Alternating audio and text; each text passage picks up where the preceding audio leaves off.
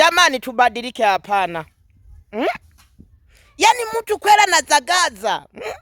Ukimwona mitaani kweli yani hakatai. Ukimuuliza chochote anakubali. Unavuta kama mbuzi.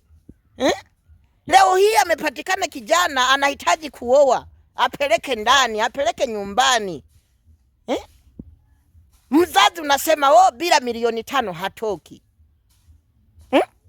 Mbona wakati anazagaza alikuwa hakatai, hata bula alikuwa nakubali. Ila watu tunajitoa tuchukue na nili basi tukamalizie na sisi. We unasema milioni 5 bila kupatikana hatoki mtu kweli?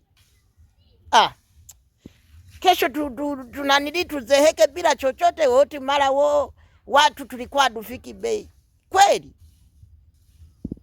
Tena kama nyie heti bila milioni 5 haweza katoka. Nimemtunza, nimemulea.